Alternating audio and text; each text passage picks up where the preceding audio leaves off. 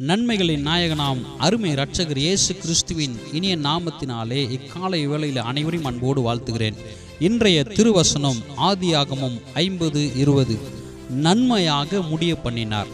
எனக்கன்பானவர்களே, அநேக நேரங்களில் நம்முடைய வாழ்க்கை என்னும் பயணத்தில் நமக்கு எதிரடியான சம்பவங்கள், எதிரான காரியங்கள், கஷ்டப்பாடுகள், கண்ணீர், கவலைகள் நம்மை வெகுவாக பாதித்து உள்ளம் உடைந்து, ஏன் இந்த சோதனை, ஏன் இந்த பாடு, ஏன் இத்தனை உபத்திரவங்கள், எல்லாமே தீமையாகவே நடக்கின்றது.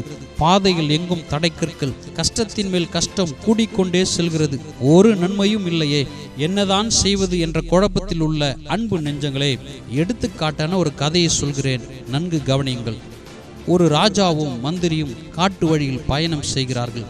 திடீரென ஒரு புலி ராஜாவின் மேல் பாய்ந்து தாக்குகிறது. இதனை கண்ட மந்திரி வில்லம்பை எடுத்து புலியை தாக்கும்போது எதிர்பாராத விதமாக அம்பு ராஜாவின் விரலில் பட்டு விரல் உடைந்து காணாமல் போய்விடுகிறது. ராஜா அலறி கத்துகிறதை பார்த்து புலியும் பயந்து ஓடிவிடுகிறது.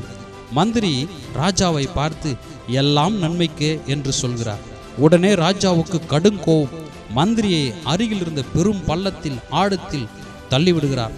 அதற்கும் மந்திரி விழும்போது எல்லாம் நன்மைக்கே என சொல்லிக்கொண்டே விழுகிறார். மீண்டும் ராஜா தனது காட்டு பயணத்தை தொடர்கிறார்.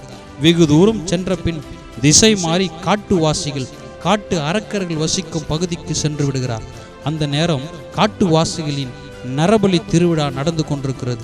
இந்த ராஜா சரியாக அவர்களிடம் சிக்கி கொண்டார்.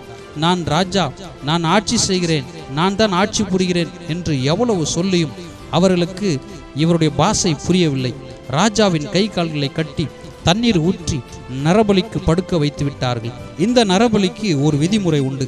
நரபலி கொடுக்கிற நபர் ஒரு பழுதும், அதாவது சரீரத்தில் ஒரு காயமும் இருக்கக்கூடாது. ஆதலால் ராஜாவை பரிசோதித்து பார்க்கிறார்கள். ராஜாவின் விரல் இல்லை. இது அவர்களின் தெய்வத்துக்கு ஆகாது. ஆகவே ராஜாவின் விரலின் நிமித்தம் விடுதலை செய்யப்படுகிறார். இப்போதுதான் ராஜாவுக்கு மந்திரி ஞாபகம் வருகிறது. எல்லாம் நன்மைக்கே.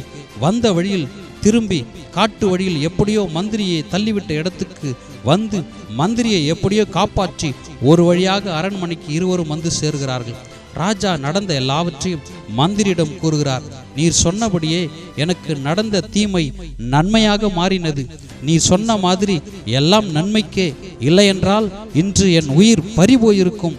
ஆமாம் மந்திரியே, உங்களை பள்ளத்தில் தள்ளும்போது எல்லாம் நன்மைக்கே என்று எதற்கு சொன்னீர்கள் என்று ராஜா கேட்டார். அதற்கு மந்திரி சிரித்து கொண்டே, நீர் என்னை அந்த ஆழத்தில் பள்ளத்தில் தள்ளிவிடவில்லை என்றால் உங்களை விடுவித்த பின் என்னை கட்டி போட்டு என்னை அல்லவோ நரபலி செலுத்தியிருப்பார்கள், என் உயிர் அல்லவோ போயிருக்கும் என்று.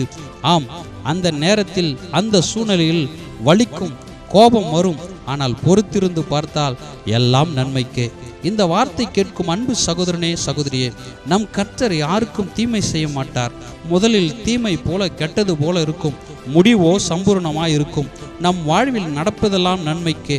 தீமையை நன்மையினால் வெல்லு.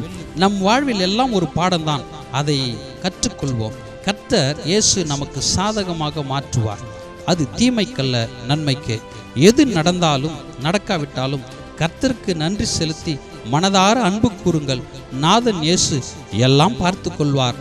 நடப்பதெல்லாம் நன்மைக்கே, எல்லாம் நன்மைக்கே. எல்லா தீமைகளை நன்மையாக முடிய பண்ணுவார்.